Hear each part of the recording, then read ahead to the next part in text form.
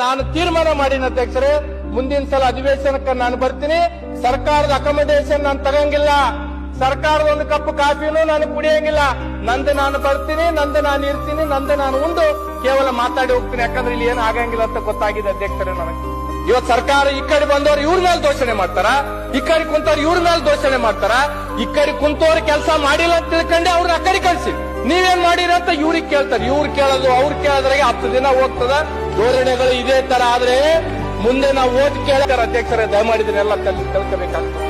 ನಿಮ್ ಊರಿಗೆ ಅದು ಮಾಡ್ತೀವಿ, ನಿಮ್ ತಾಂಡಕ್ಕೆ ಇದು ಮಾಡ್ತೀವಿ, ನಿಮ್ ಗ್ರಾಮಕ್ಕೆ ಇದು ಮಾಡ್ತೀವಿ ಅಂತ ತಿಳ್ಕೊಂಡು ನಾವೇನು ಮಾಡಕ್ ಆಗ್ಲಾರ್ದ ಪರಿಸ್ಥಿತಿಗೆ ಇವತ್ತು ಇಲ್ಲಿ ಬಂದು ನಿಂತಿರ್ತಕ್ಕಂಥದ್ದಿದೆ.